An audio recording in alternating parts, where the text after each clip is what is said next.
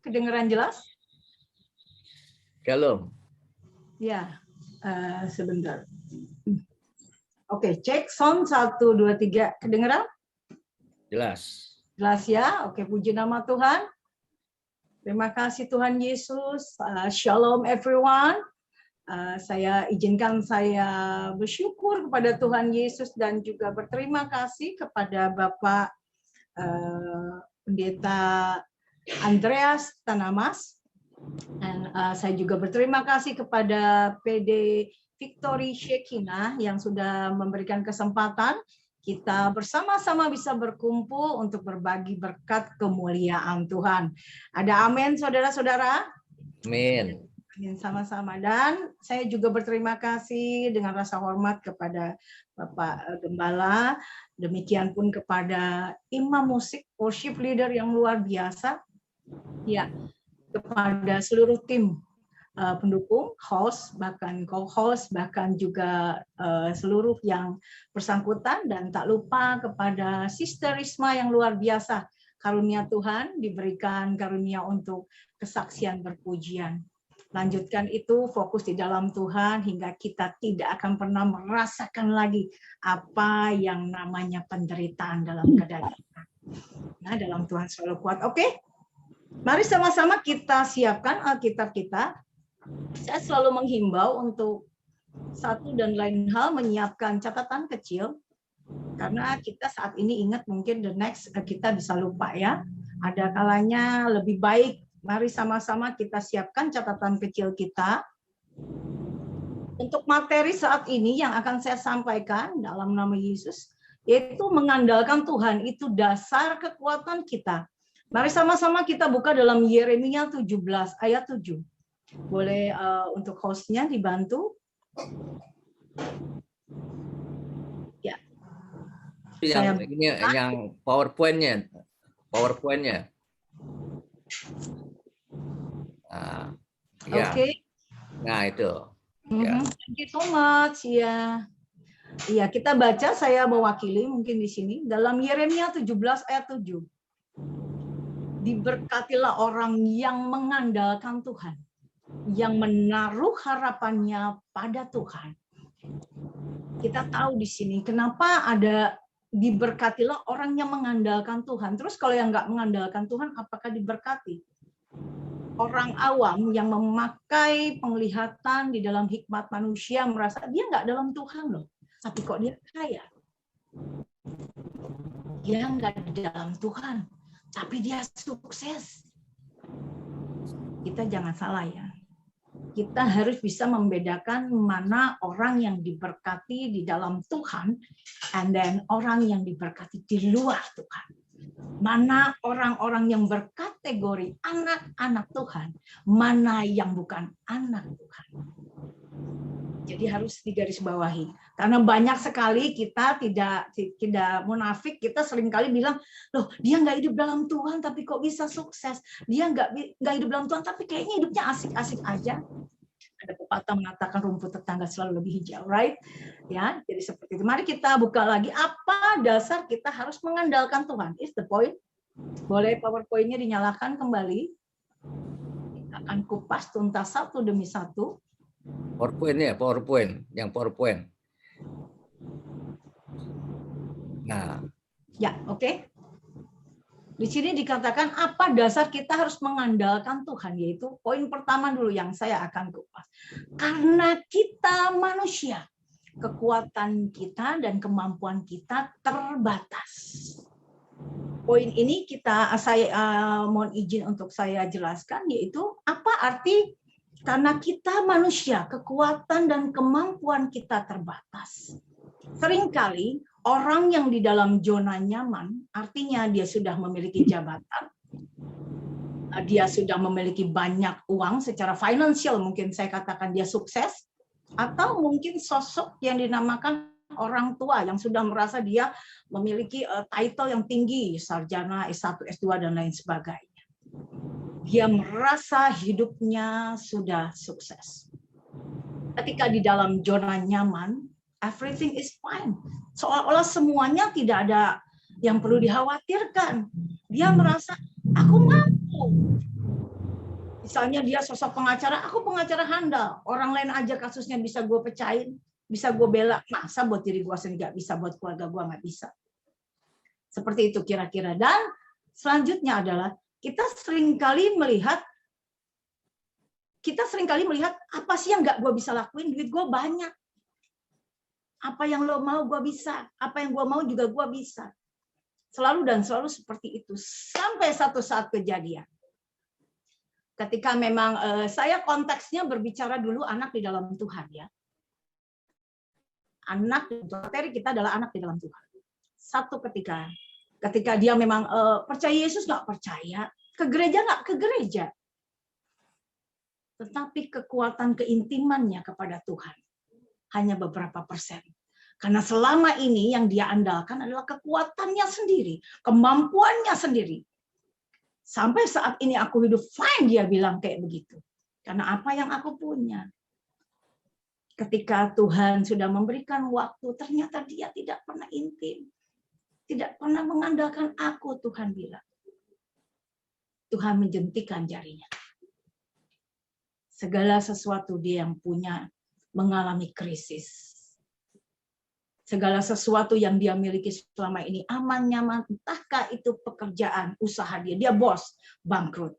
Dia bekerja di PHK. Rumah tangga yang kelihatannya adem ayem harus berpisah. Anak yang kelihatannya mungkin baik-baik saja. Mungkin ada narkoba kah, mungkin ada broken home, something like that. Pokoknya seolah kok dunia jadi kacau ya, jadi nggak indah lagi. Jadi semua berantakan. Disitulah kita baru mengenal. Yang tadinya cuma tahu Tuhan Yesus seminggu sekali ke gereja. Mungkin doanya basa-basi, doa Bapa kami. Udah gitu selesai. Baru cari Tuhan. Baru tahu bahwa apa yang kita miliki sebagai manusia ada kekuatan batasannya. Ada batasan kekuatan dan batasan kemampuan. Itu yang kita katakan terbatas. Ya, poin di sini sudah bisa menangkap ya. Jadi kamu punya segalanya. Mungkin kamu katakan seolah gue yang punya dunia. Tapi ketika Tuhan menjentikan jarinya. Aina, ini aku.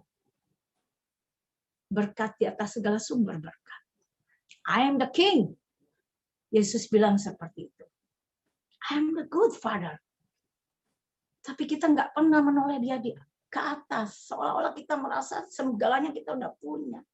Ketika mengalamimu langsung breakdown. Seperti tadi yang kita dengar dari kesaksian Risma ya. Dikasih pandemi berapa tahun. Langsung. Lebih dari tsunami ya. Segala aspek. Tapi jangan salah saudara, saya nggak mengklaim anak Tuhan tidak merasakan penderitaan. Saya tidak mengklaim juga anak Tuhan juga seolah-olah hidupnya dalam krisis ini juga fine, enggak. Tapi anak Tuhan selalu jadi pemenang. Dia akan selalu kuat menghadapi itu semua. Kenapa? Kita masuk di dalam poin yang kedua. Yang ke satu udah tahu ya, kita mengupas tentang keterbatasan kemampuan dan kekuatan manusia. Jadi itu poin yang ke satu sudah jelas ya. Semoga bisa ditangkap. Nah, kita masuk dalam poin kedua. Kita lihat lagi PowerPoint-nya. Silakan, saudara. Karena kita tidak dapat mengetahui akan keadaan yang akan terjadi di dalam kehidupan kita. Mau kamu dikatakan cenayang kah? Mau kamu dikatakan ahli di dalam prediksi finansial kah? Mau kamu ahli trading kah? Siapapun kamu. Bahkan mungkin dokter sekalipun. Memprediksi, oh kamu itu sakitnya ABC. Kayaknya menurut kedokteran kamu tuh pasti cuma 3 bulan lagi. Saya pernah mengalami itu, saudara. Ketika tulang belakang saya lumbar, tulang belakang saya harus rusak. Dan Profesor Subroto di Sumber Waras katakan, nyawa saya cuma 3 bulan lagi. Itu dokter loh, dia yang prediksi seperti itu.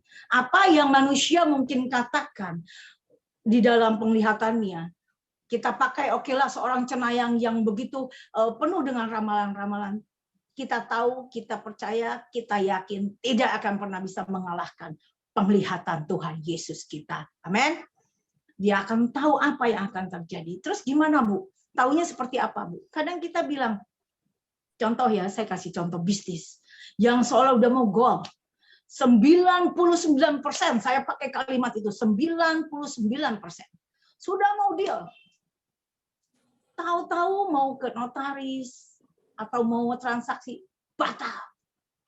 Ada yang mau merit, udah tunangan, maka mungkin di kebudayaan Chinese dan disebut sangjit, something like that, seperti itu, gagal. Ya, saya nggak mau cerita tentang perceraian ya, itu nggak masuk kategori. Saya cerita cuma sampai di sini dulu. Banyak hal terjadi. Saya mau jadinya jadi polisi, tapi akhirnya jadi yang lain. Tahu kenapa, saudara? Karena kita tidak pernah tahu apa yang kita tidak lihat ke depan. Kadang kita marah, kenapa Tuhan? Saya kan udah berdoa, Tuhan. Saya kan sebelumnya saya udah berdoa, tapi kenapa Tuhan? Justru harus balik pertanyaan. Karena kamu berdoa, Tuhan tempatkan kamu pada waktunya yang tepat, pada berkat kamu yang luar biasa yang akan Tuhan berikan. Contoh, kalau ada orang yang mungkin mengandung, satu dan lain hal mungkin mengalami keguguran karena kecapean, karena kita bicaranya soal biologis yang memang alamiah ya. Dia menangis, aku hidup dalam Tuhan. Aku rajin ke gereja, aku rajin berdoa.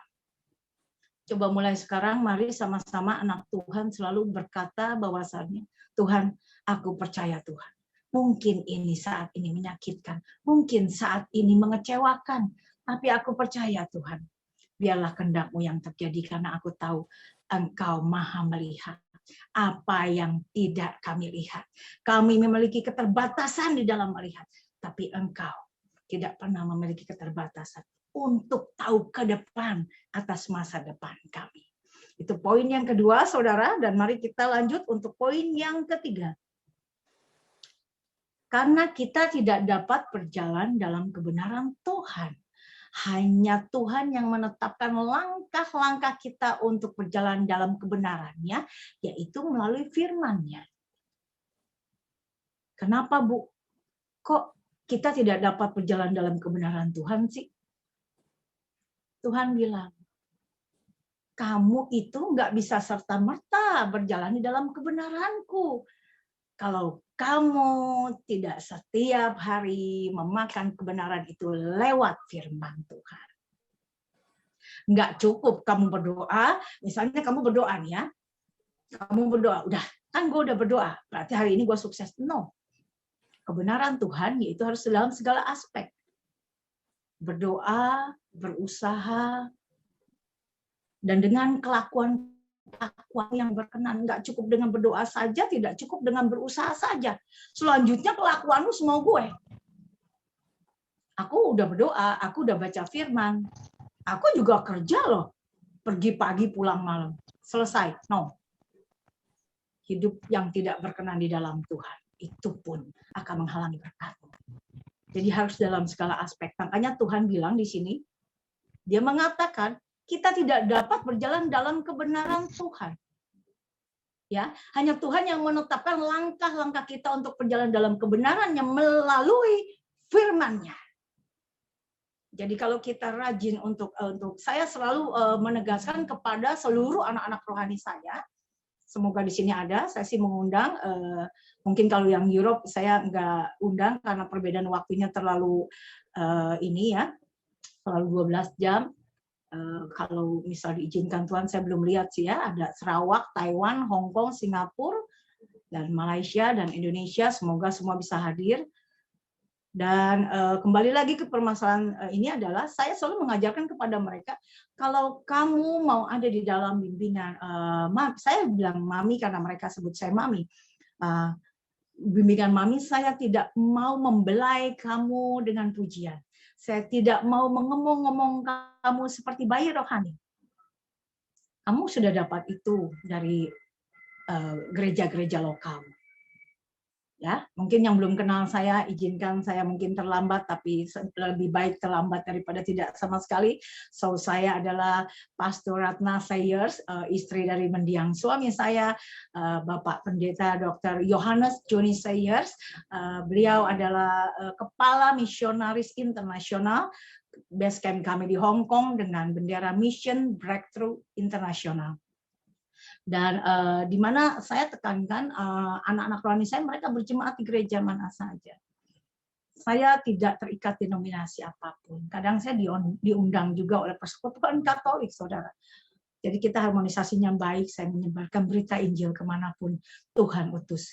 Balik lagi ke permasalahan, saya bilang sama anak rohani saya, kalau kamu mau kenal Mami, so saya tidak mau kamu menjadi bayi rohani, terus diomongin, terus disuapin. No. Panggilan saya adalah panggilan militan. Saya bilang, kamu kalau bilang pikul salib, harus pikul salib. Harus keras sama saya. Nggak ada cengeng-cengeng, tersinggung dikit, left, tersinggung dikit, gesekan dikit, musuh sama teman, atau sama saudara. No. Saya selalu bilang, kerat kedaginganmu, betul-betul pikul salib. Runtuhkan kedaginganmu, pimpin hidupmu dengan roh. Kalau kepleset, wajar. Nggak masalah, kita masih hidup di dunia. Ada lingkungan kanan kiri yang kadang-kadang, ya something wrong.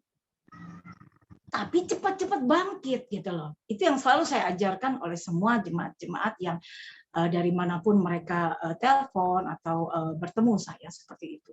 Nah, saya balik lagi ke permasalahan poin 3 adalah disinilah kita harus hidup dalam kebenaran yang sudah ditetapkan Tuhan lewat firman-Nya. Berdoa, berusaha, rajin membaca firman, bukan hanya dibaca.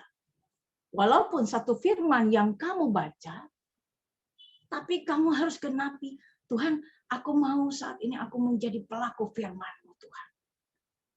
Aku mengunci telingaku untuk segala panah api, lidah api yang menyerangku, Tuhan. Apapun yang terjadi, aku maju. Aku lakukan segala perintah-Mu. Aku lakukan segala hal seperti untuk Tuhan. Selalu saya katakan demikian. Ini bukan teori ya, saudara. Saya sudah mengalami bagaimana yang namanya hantaman yang luar biasa. Mungkin di sini hampir banyak yang tahu bagaimana saya harus dalam kedukaan, saya harus tetap pimpin ibadah. Saya lagi nangis hot-hot karena kehilangan suami saya. Saya harus ditelepon sana-sini untuk dimintain doa, saudara. Tuhan tidak pernah memberi saya satu hari pun untuk masa berduka. Karena Tuhan bilang, ketika pun saya menangis, saya bukan menangisi suami saya yang sudah berpulang. Dia sudah bahagia, kita tahu semua. Saya masih manusia. Ada rasa kehilangan, ada rasa kangen. Itulah yang kadang saya masih menangis. Karena kami hampir 24 jam selalu pelayanan bersama-sama. Dia sekaligus suami dan guru teologi saya. Karena dia adalah pengajar pendeta bersensa di bangsa-bangsa. Terakhir dia juga ngajar di Mesir bersama Dr. Aifet. Jadi saya kadang menangis seperti itu. Banyak orang yang, kok pendeta nangis sih? Di rumah duka seringkali bilang, kok pendeta nangis? Atau, jangan nangis. Dia udah bahagia. Saya bilang, jangan larang orang menangis. Yang Tuhan bilang, jangan berduka seperti orang kehilangan pengharapan. Tuhan bilang, saya tidak pernah kehilangan pengharapan saya. Bahkan saya tidak pernah dikasih istirahat. Tuhan selalu berikan jiwa-jiwa untuk saya menangkan. Itulah artinya kita menempatkan posisi menjadi pelaku firman. Nggak gampang, saudara. Saya kasih tahu ya, menjadi pelaku firman, hidup dalam kebenaran. Hidup mati. Yes. Itu banyak, sering putus saja. Ya. Lanjut, Pak. Anybody something?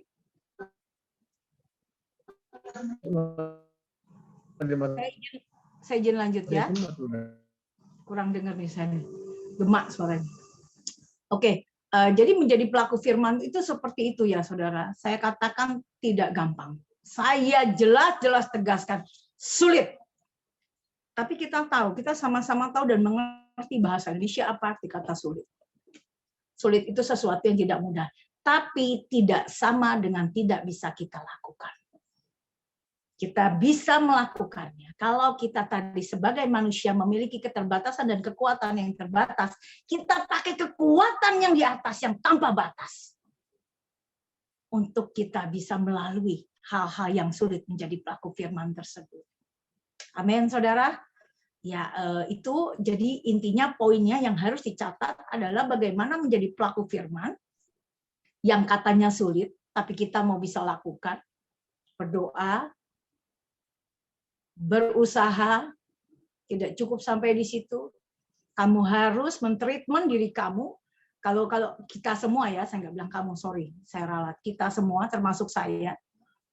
Kalau COVID aja kita butuh vaksin 1, 2, 3, bahkan mungkin the next kita nggak tahu lagi apa. Kita juga butuh di booster, butuh di imun.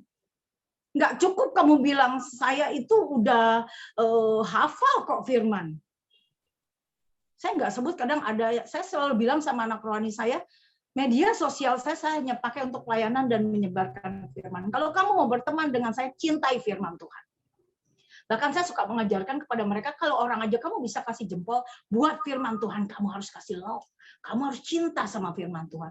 Saya nggak minta love untuk saya. Kalau saya mau tenar, saya nggak pilih jadi pendeta. Mungkin saya pilih jadi artis atau YouTuber aja ya. Saya selalu ajarkan mereka semua begitu. Banyak yang salah paham. Iya Bu, yang penting kan pelayanan Tuhan Yesus yang tahu. Loh, Tuhan Yesus bilang beritakan kabar Injil. Saya nggak lagi hidup di surga, saudara. Kita lagi hidup di dunia. Tugas saya menyebarkan, pagi-pagi harus bangun. Di saat orang terlelap, saya bangun tidur, saya ketik firman, saya sebarkan firman. Bagi saya mau siapa aja pendeta, saya kasih firman. Siapapun saya kasih firman. Karena buat saya pribadi, ketika ada anak kecil kelas 6 SD, kasih firman sama saya. Dan dasar firmannya benar. Saya say amin. Saya baca. Karena firman itu bukan firman pendeta. Bukan firman gembala. Firman itu firman Tuhan. Jangan pernah kita merasa sombong untuk merasa cukup. Oleh karena itu saya bilang, hidup dalam kebenaran firman harus mentreatment diri kita, membooster, ya, berdoa, berusaha, makanan keras firman. Kenapa kita bilang makanan keras? Karena tidak cuma membaca yang saya katakan, tapi berusaha dan berdoa untuk menjadi pelaku firman setiap hari. Pada saat kamu bangun tidur, jangan banyak alasan. Saya selalu bilang, bukan berarti Marta tidak diberkati, tapi alangkah lebih baik kita menerima berkat Maria. Jadi makanan keras itu seperti itu ya saudara, bukan cuma membaca tapi bilang Tuhan aku mau, tubuhku ini Tuhan menjadi tanah yang subur biar aku jadi berkat. Bahkan saya mengajar untuk semua jemaat saya, mulai hari ini kamu berdoa jangan minta berkat, tapi bilang pada diri kita masing-masing, Tuhan jadikan aku berkat. Jangan cuma minta. Betul Tuhan bilang mintalah maka akan kuberi. Betul sekali. We are not a beggar. Kita anak ya. Saya juga ya. I'm a princess because my father is the king. Tapi coba mengaplikasikan step by step tingkatannya. Katakan aku mau jadi berkat Tuhan Yesus. Jangan bilang aku belum punya rumah, makanya maaf banget nih, gue nggak bisa nolong lu karena gue juga keperluannya banyak, karena gue juga ABC. Berdoa sama Tuhan. Kalau Tuhan bilang tolong. Walaupun kamu mampu, kalau Tuhan bilang no, belajar taat sama suara Tuhan. Jangan jadi Tuhan kecil juga karena merasa mampu. Ya duit segitu cincai lah ya. Nggak bisa saudara. Jangan jadi Tuhan kecil. Selalu berdoa dulu sama Tuhan. Biar Tuhan kasih hikmat. Kadang memang Tuhan itu suka jahil-jahil ya, ngeri-ngeri sedap. Kita punya duit misal 500, Tuhan suruh selalu bilang, kasih dia nak 500. Ya Tuhan, duit saya cuma 500. Tapi kalau Tuhan yang suruh, lakukan. Banyak hal terjadi. Tapi jangan pamrih ya, jangan Tuhan tapi nanti ganti ya, jangan seperti itu. Lakukan seperti untuk Tuhan. Tutup matamu. Mujizat selalu akan terjadi karena kita sembah Tuhan bukan patung pahatan, tapi Dia Tuhan yang hidup, yang nyata, yang bisa merubah kutuk menjadi berkat. Jadi harus percaya ya. Ingat baik-baik, berdoa, berusaha, dan juga makanan keras akan firman Tuhan. Yang terakhir yaitu hidup yang berkenan di dalam Tuhan. Betapapun ketiga poin di atas ini sudah kamu lakukan, sudah kita lakukan. Kalau yang keempat ini, kamu tidak hidup di dalam Tuhan, artinya semua gue masih asik dengan segala perbuatan-perbuatan dosa, semua nol. Manusia tuh senangnya beralasan. ya sekali-kali lah. No, buat Tuhan nggak ada kompromi dengan dosa. Hitam atau putih, nggak ada tengah-tengah, abu-abu. Ya abis gue gimana ya, kan gue lagi stres. Nggak bisa. Justru dalam kelemahanmu lah kuasaku bekerja, Tuhan bilang. Jadi nggak ada alasan di dalam Tuhan, benar-benar harus hidup dalam kebenaran firman, karena di sana apa yang kita butuhkan ada. Dalam firman Tuhan apa yang kita butuhkan ada. Ya, saya mau kembali kita tayangkan mengenai firman Tuhan dalam Yeremia 17 ayat 5 sampai 8. Saya minta tolong untuk hostnya menampilkan.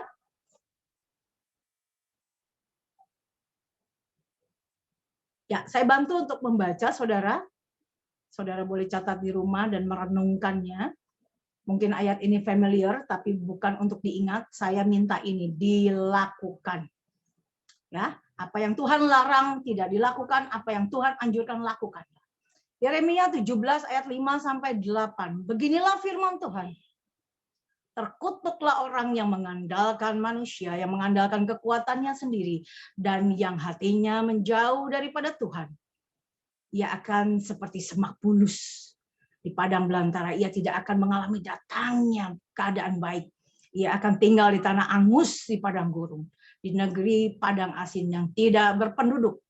Diberkatilah orang yang mengandalkan Tuhan, yang menaruh harapannya pada Tuhan. Ia akan seperti pohon yang ditanam di tepi air, yang merambatkan akar-akarnya ke tepi batang air, dan yang tidak mengalami datangnya panas terik, dan daunnya tetap hijau, yang tidak khawatir dalam tahun kering dan tidak berhenti menghasilkan buah. Ya, di sini kita tahu kalau pegang teguh ayat ini luar biasa Tuhan.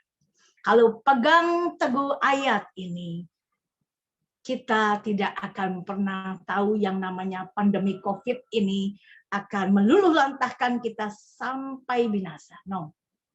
Numpang lewat oke. Tapi buat saya binasa no. Seperti yang Ayub dicobai. Tuhan bilang apapun boleh. Hai iblis, apapun boleh kau sentuh. Tapi tidak nyawanya Tuhan katakan. Ya, makanya Ayub berkata, aku tahu dalam Ayub 42 ayat 2, aku tahu bahwa engkau sanggup melakukan segala sesuatu dan tidak ada rencanamu yang gagal. Haleluya, amin. Dan kita tahu sekarang, anak-anak Tuhan, yuk mari. Ini waktu yang tepat. Pak Andreas luar biasa. Ketika mengundang saya bilang, Bu, minta temanya, minta apa. Beberapa hari sampai Pak Andreas bilang, karena saya belajar taat, saudara. Saya sebenarnya sudah siapinnya materi ini, tapi saya berdoa Tuhan kasih materi untuk PD Victoria Sekina ini Tuhan. Apa yang hamba harus sampaikan? Tuhan memberikan pesan-pesan firman ini karena tepat pada waktu di mana kita sedang mengalami krisis yang sudah hampir 3 tahun ya, Corona ini ya. Jadi COVID ini sudah hampir 3 tahun. Ada A, ada B, ada bawa omnya, ada bawa ibunya ya. Mudah-mudahan nggak bawa lagi kawan-kawannya. Nah. Di sini kita tahu, jangan terlena, jangan pernah bersungut-sungut, jangan pernah melemahkan dirimu bahwa kita anak raja, kita mampu melakukan segala perkara karena Tuhan Yesus ada di dalam diri kita. Katakan pada masing-masing diri kita, hidupku bukannya aku lagi, tapi Yesus yang ada di dalamku. Kalau kalian mengatakan Yesus yang ada di dalamku, patut gak kita mengeluh, aduh, seret banget nih rezeki, sepi banget di toko. Kalau bilang, hidupku bukannya aku lagi, tapi Yesus yang ada di dalamku. Keluarkan pembendaharaan kata yang selalu mengeluarkan berkat. Bapa terima kasih Tuhan. Kalau aku sampai hari ini masih dikasih nafas kehidupan. Bapa terima kasih. Kalau aku masih memiliki suami, istri, anak, saudara, pelayanan. Bapa terima kasih, aku masih boleh punya tempat tinggal. Nggak peduli mau ngontrak, bawa rumah sendiri. Kita semua kok pada dasarnya ngontrak. Bapak terima kasih semua organ tubuhku berfungsi normal. So bagi yang maybe sakit atau apa, memang kamu bilang Bapak jadikan aku dalam segala kelemahanku atau keterbatasanku, aku masih bisa jadi berkat buat orang. Kalau pembendaraan kata-kata kita yang dimulai dari mindset kita ini, keluar di mulut ini, ya, bahkan mungkin melalui semua panca indera kita. Saya suka bilang sama anak, apa yang baik dalam panca indera? Contoh mata, tidak melihat hal yang negatif. Ya, itu berarti kita juga menyelubungi mata kita, ya. Telinga, tidak usah mendengar kanan kiri mau ngomong apa. Banyak sekali, apalagi saya terus terang, emang saya senang dengan stylist apa, tapi dalam porsi-porsi yang memang saya juga berdoa sama Tuhan. Banyak orang, kok pendeta make up sih, kok ini, kok itu. Saya nggak mau dengar, saudara. Saya setiap hari bilang, aku mohon perkenananmu Tuhan. Biar aku berjalan bersama tuntunan kebenaran dalam firman. Saya tutup telinga saya. Selanjutnya apa? Mulut ini. Dalam setiap segala hal, Bu, tahu nggak ibu tuh diomongin gini, si ini ngomong, Bu, saya diomongin sama si Bu, ini gini-gini. Jadikan mulut ini jembatan kasih dalam firman Tuhan. Bagikan firman Tuhan untuk merekatkan kembali yang putus. Bahkan ketika kita terjatuh oleh kesalahan kita, cepat bangkit. Rendahkan hatimu. Mau salah, nggak salah. Coba belajar untuk meminta maaf. Nggak usah gengsi, mau sama anak kecil kayak musik. Maafin, saya udah salah. Nggak perlu, aneh salah gue di mana ya? Gue tuh udah baik loh, kurang baik apa gue? Tapi kok masih begini? Jangan merasa diri kita sudah baik. Kita belum ada apa-apanya dibanding Tuhan Yesus. Berusaha untuk serupa dan segambar sama Tuhan. Yes. Merasa diri sudah baik? No. Jangan, saudara. Jadi ketika memang ada perseteruan atau hal-hal yang seperti apa, yuk mulai merendahkan diri. Ajak quality time atau lewat telepon atau apapun yang bisa kita lakukan. Saya minta maaf ya, kalau mungkin saya tidak sadar atau dalam keadaan saya nggak tahu saya ada salah, saya minta maaf. Nggak perlu kita mentahin lagi tuh materinya, nggak perlu, cukup bilang minta maaf. Saya salah, maafin saya ya. Yuk kita sama-sama berdoa, kalau mungkin sama-sama anak Tuhan, ajak sama-sama berdoa, ajak sama-sama puji sembah Tuhan. Selesai. Kuasa Tuhan yang akan menyelesaikan semua. Tugas kita sudah selesai di situ. Itulah arti kebenaran dalam firman Tuhan. Tadi saya sudah kasih vlog pagi di media sosial. Anak Tuhan itu jangan minta dimengerti. Hidupmu kacau, dimanapun kamu berada, kamu pasti berantem. Karena siapa kamu selalu meminta dimengerti? Belajar untuk mengerti situasi dan keadaan dan kondisi orang, itu yang good. Kamu akan merasa menjadi anak pembawa damai dan terang. Tidak ada pertanyaan di kepala ini. Kenapa dia begitu ya? Kenapa dia begini? No. Belajar untuk mengerti, bukan untuk dimengerti. Jadi seperti itu. Mencari kebenaran, bukan pembenaran. Itu poin-poin yang selalu saya bagikan untuk semua anak-anak di dalam jemaat kami, jemaat Tuhan yang selalu mungkin calling saya atau bertanya sama saya, kita suka ada discuss. Seperti itu saya selalu katakan seperti itu, saudara. Jadi itu saja dan saya akan tutup dengan beberapa poin. Jadi intinya adalah hidup yang selaras ya. Terus gimana Bu? Kalau misalnya hidup di dalam Tuhan, boleh nggak Bu kita misalnya ke kafe? Boleh nggak Bu kita misalnya hangout sama teman? Sejauh itu tidak melanggar firman, silakan. Karena saya selalu katakan kita wajib bahagia. Bahagia itu kita yang menentukan di dalam nama Tuhan Yesus. Bukan tetangga, bukan orang lain, bukan suami, bukan istri, bukan anak. Diri kita sendiri. Sama Tuhan Yesus. Jadi jangan terlalu tabu, jangan terlalu kaku, jangan terlalu juga sok ngeroh sampai jadi kayak orang planet kali kayak gitu ya. Jangan juga. Ya, yang penting poin-poin di atas semoga dicatat dan diingat, berdoa, berusaha, makanan keras yaitu firman Tuhan, menjadi pelaku firman Tuhan, hidup yang berkenan di dalam kebenaran firman Tuhan. Ya, hidup yang berkenan, nggak cukup jadi orang baik. Tapi baik yang harus berkenan di hati Bapa. Demikian saudara sekalian, semoga bisa memberkati dan terima kasih sekali lagi. Mohon izin, saya mau sebelum saya tutup firman ini, saya akan mengangkat satu pujian dan saya akan sambung dengan berdoa karena saya merasakan ada hal-hal yang perlu dibutuhkan untuk doakan. Mungkin sebentar aja. Mohon izin, bagaimana Pak Andreas? Silakan. Bagus. Baik, mari sama-sama kita angkat pujian kekuatan di hidupku. Roh Kudus menaruh ini dan kita akan taat untuk suara Roh Kudus.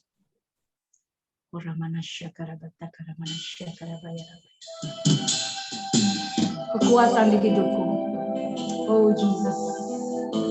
Oh thank you Lord Jesus. Terima kasih Tuhan.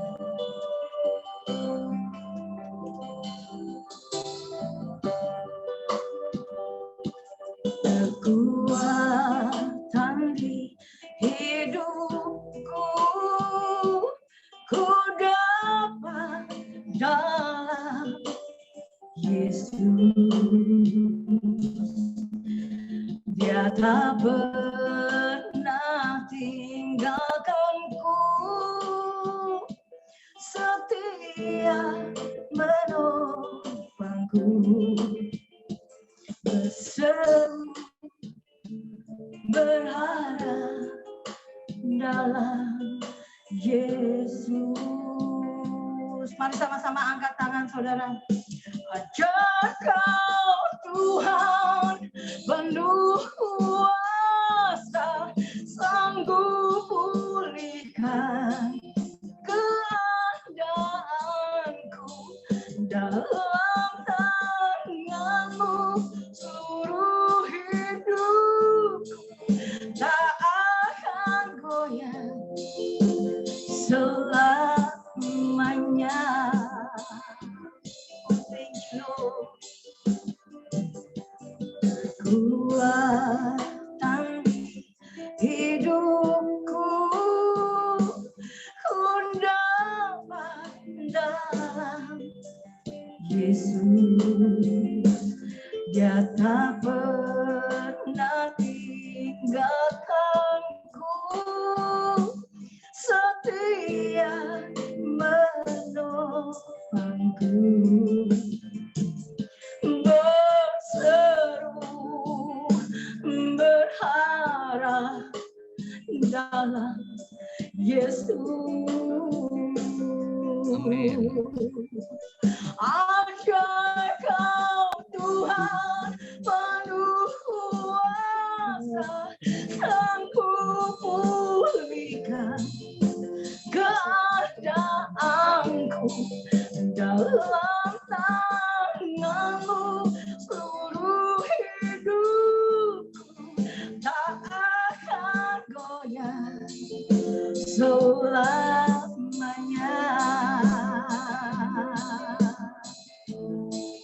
Ajar kau Tuhan penuh kuasa, sanggup pulihkan keadaanku.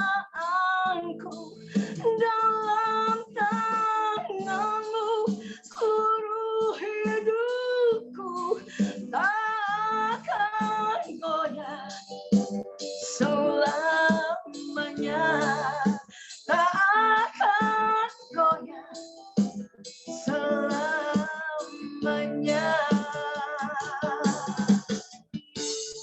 Amin Jesus, thank you Lord Jesus. Mari sama-sama saya ajak semua angkat tangan. Bapa, di dalam nama Tuhan Yesus, saat ini hamba-Mu melepaskan berkat Tuhan Yesus. Biar kuasa Roh Kudus turun atas doa hamba ya Bapa. Aku bukan siapa-siapa. I am nothing without Jesus. Sebagai hamba-Mu, hambanya ingin Tuhan pakai dan layakkan untuk berbagi berkat bagi siapapun yang membutuhkan. Saat ini hamba merasakan Tuhan.